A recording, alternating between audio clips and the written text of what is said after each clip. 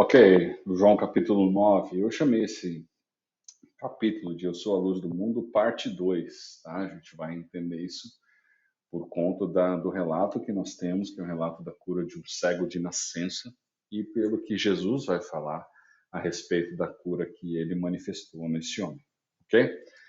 Novamente aí vamos lembrar o que está acontecendo. A gente já teve dois Eu Sous, primeiro capítulo 6, depois no capítulo 8, né, a luz do mundo, o último que a gente viu antes do capítulo 9.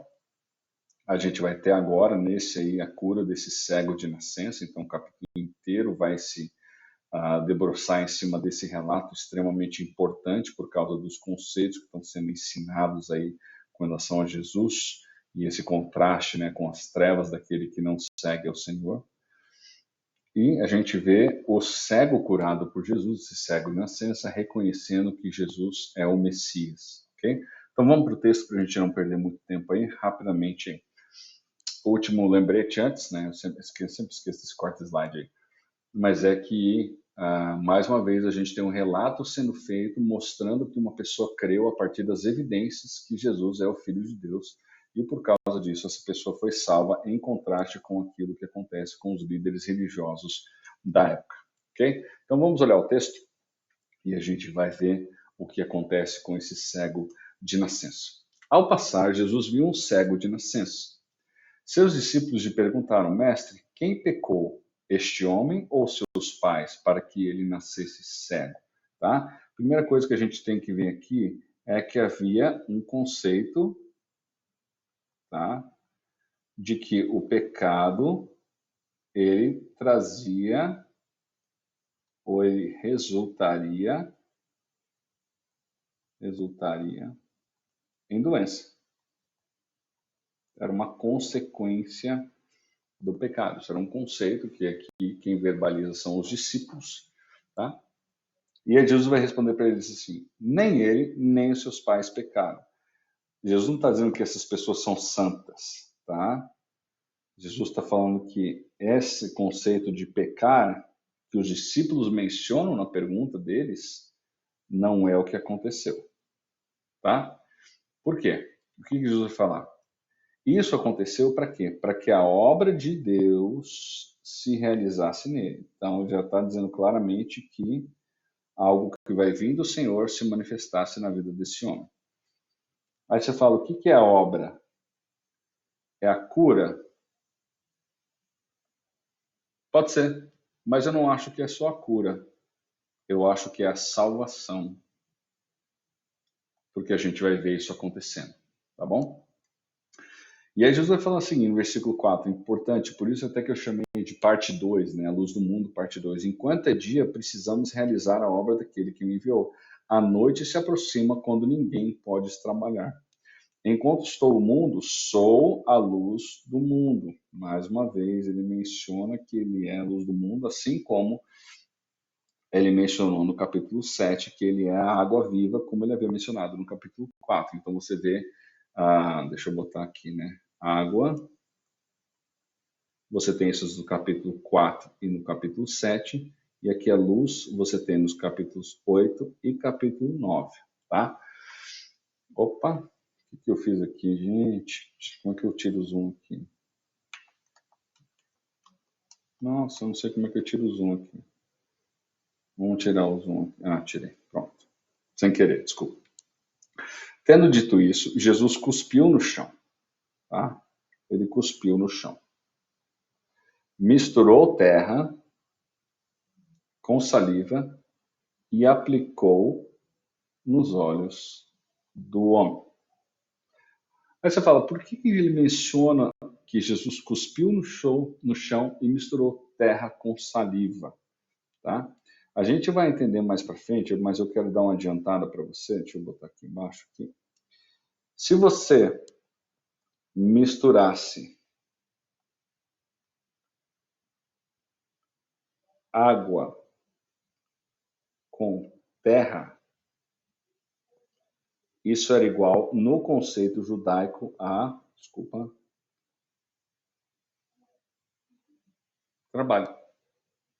Tá? O que Jesus fez? Jesus cuspiu no chão e misturou a terra com saliva, ele misturou terra com água. Por que que eu estou falando isso? Por que que isso é um conceito importante? A gente vai ver mais para frente que essa cura aconteceu no sábado, tá? Então, o que Jesus fez para que esse homem fosse curado, para os líderes religiosos era considerado trabalho. Jesus estaria violando o sábado ao fazer isso. Okay? Jesus, obviamente, fez isso de propósito para que esses homens tivessem um embate com ele. Jesus nunca fugia dos embates, né? Seus vizinhos, os que anteriormente o tinham visto mendigando, perguntaram: não é este? Opa, eu pulei aqui, passei. Tá certo. Ah, desculpa, não terminei. Versículo 7. Vá lavar-se no tanque de Siloé. Obviamente, você tem que entender o seguinte: quando Jesus coloca terra no olho, ele acaba provocando algum tipo de irritação. O que que a pessoa vai querer fazer quando tem isso? Ela vai querer lavar. Então, Jesus manda ele lavar, e quando ele volta enxergando. Sabe o que é interessante? Muitas pessoas, os historiadores vão falar que muitas pessoas eram cegas naquela época, por causa, primeiro, da falta de medicamento, de diagnóstico do que poderia ser um problema, mas também pela condição seca e também de muita luz, as pessoas perdiam a visão com certa facilidade ali. No caso desse homem, ele era um homem cego de nascença, então ele nunca enxergou.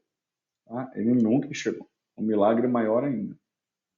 A visão dele não foi restaurada, a visão dele foi, vamos dizer assim, criada por Jesus, porque ele nunca teve visão. Seus vizinhos, os que anteriormente tinham visto mendigando, perguntaram: não é esse o mesmo homem que costumava ficar sentado mendigando? Alguns afirmavam que era ele. Outros diziam: não, apenas se parece com ele. Mas ele próprio insistia: sou eu mesmo.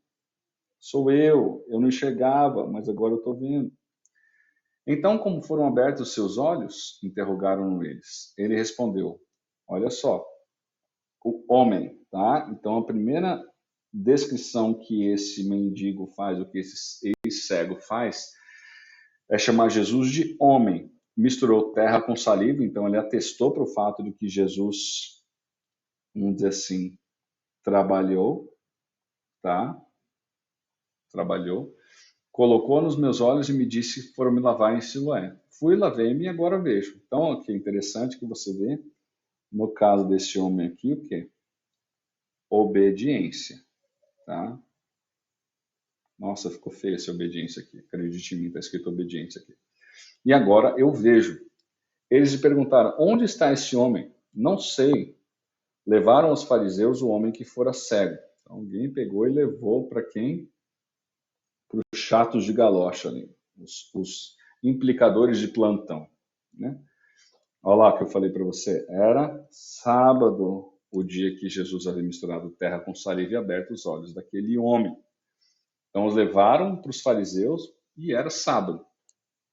Então, os fariseus também lhe perguntaram como ele recebera a visão. O homem respondeu: ele colocou mistura de terra e saliva nos meus olhos e me lavei, agora vejo. O mesmo testemunho. Alguns dos fariseus disseram: este homem não é de Deus, pois não guarda o sábado. Qual o conceito deles? Não guarda o sábado. Eles atrelam a ser de Deus com essa obediência cega à lei que eles tinham, e que eles criavam uma série de outros itens para que a pessoa pudesse realmente obedecer, né? Não apenas os mandamentos básicos. E aí outros perguntavam: como então que ele pode ser um pecador se ele faz tais sinais? E aí houve mais uma vez divisão entre eles. Então pessoas criam e outras pessoas não criam. Tornaram, pois, a perguntar. Mais uma vez perguntaram para o homem: o que você diz a respeito deles? Foram seus olhos que ele abriu? O homem respondeu: ele é um profeta. Lembra que primeiro, no outro slide ali, a gente tem, ele é mencionado, Jesus é um homem, tá? Versículo 11 ali. Agora ele já chama de profeta. Você vê que há um crescente aqui na afirmação desse homem. Os judeus não acreditaram que ele fora cego e que havia sido curado enquanto não mandaram buscar os seus pais. Então perguntaram: este é o seu filho, o qual vocês dizem que nasceu cego? Como ele pode ver agora? Olha o versículo 20. Responderam os pais: sabemos que ele é nosso filho e que nasceu cego. 21. mas não sabemos como ele pode ver agora ou quem lhe abriu os olhos. Perguntem a ele. Ele tem idade, falará por si mesmo. E aí, o versículo 22 vai explicar por que que eles falam esse finalzinho aqui. Seus pais disseram isso porque tinham medo dos judeus, pois estes já haviam decidido que se alguém confessasse que Jesus era o Cristo, seria expulso da sinagoga. Então a gente tem aqui uma deliberação do Sinédrio, tá? De que aquele que cresce em Cristo, ou que declarasse que Jesus era cristão, essa pessoa seria excomungada. Basicamente, o que significa ser excomungada? A perda da vida social. Que na nossa sociedade a gente chama de cancelamento. A pessoa que declarasse que Jesus era o Cristo, ela seria expulsa da vida religiosa em Israel. E como a vida religiosa em Israel era o centro, a religiosidade era o centro da vida pessoal, essa pessoa seria expulsa da sinagoga, não poderia ter contato com ninguém que participasse da sinagoga, essa pessoa não poderia fazer negócios na cidade, então ela estaria totalmente banida de qualquer ganho financeiro, ou seja, ela teria que viver de esmola, né? E os pais, com medo disso, falaram: pergunte para ele, meu filho vai responder por si mesmo, do tipo, nós não somos responsáveis pelas decisões e pelas escolhas e pelas crenças dele, tá? Então, idade ele tem, falará por si mesmo. Só lembrando aqui que a partir dos 12 anos, o homem na sociedade judaica era considerado responsável aí pelas suas ações, pelas suas falas, né? O chamado bar mitzvah, ok? Tenso isso, hein? Tenso. Mas olha só, vai piorar. Pela segunda vez chamaram o homem que fora cego e lhe disseram: para a glória de Deus, diga a verdade. Né? Para a glória de Deus, quanta hipocrisia, né? Diga a verdade. Sabemos que esse homem é pecador. Ele respondeu: não sei se ele é pecador, uma coisa eu sei. Eu era cego e agora eu vejo. Ponto. Então lhe perguntaram: o que ele fez? Como lhe abriu os olhos? Gente, perceba a insistência. Aí esse homem vai falar assim: eu já disse para vocês, e vocês não me derem ouvidos. Por que que vocês querem ouvir outra vez? Olha agora a ironia aqui. Acaso vocês também querem ser discípulos dele? Muito legal isso. Então, o que que esses homens fizeram? Insultaram esse ex-cego de nascença. Discípulo dele é você. Nós somos discípulos de Moisés. Sabemos que Deus falou a Moisés, mas quanto a esse, nem sabemos de onde ele vem. E Jesus continuamente fala: eu vim do Pai, eu vim do céu, aquele que me enviou. Percebam, né, a contradição. Jesus constantemente fala de onde ele vem, e esses homens dizem: nós não sabemos de onde ele vem. Agora, olha que legal. O homem responde: ora, isso é extraordinário. Vocês não sabem de onde ele vem, contudo, ele me abriu os olhos. Sabemos que Deus não ouve a pecadores, mas ouve ao homem que o teme e pratica a sua vontade. Ninguém jamais ouviu que os olhos de um cego de nascença tivessem sido abertos. Se esse homem não fosse de Deus, não poderia fazer coisa alguma. Então você tem no versículo 33 mais uma declaração dizendo que Jesus veio de Deus, tá? Então volta aqui. Ó, o homem chamado Jesus, versículo 11. Aí você tem no versículo 17, ele é um profeta. No versículo 33, esse homem, ele veio de Deus. Tá? Então você vê essa crescente aí. Tá? Diante disso respondeu: você nasceu cheio de pecado, como tem ousadia de nos ensinar? Olha o orgulho, meu Deus do céu. Meu Deus do céu. Orgulho. Orgulho. Como que você pode nos ensinar? Quem que você pensa que você é? E fizeram o quê? Cadê aqui? Expulsaram. Aquilo que eles prometeram fazer, eles expulsaram. E olha que legal, né? A ovelha que foi abandonada, ela foi apacentada pelo bom pastor.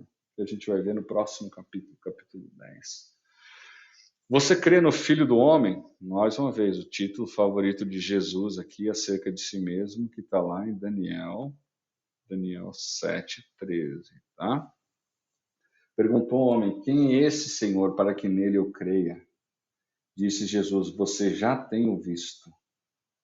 É aquele que está falando com você.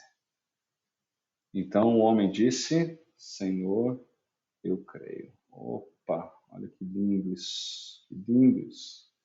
Mais uma vez aí o objetivo de João mostrando no relato da pessoa que tem um encontro pessoal com Jesus, testificando ele como o Senhor, como o Filho de Deus, como Jesus sendo filho de Deus, né? E aí o que o texto diz? Que esse homem fez o quê? Adorou.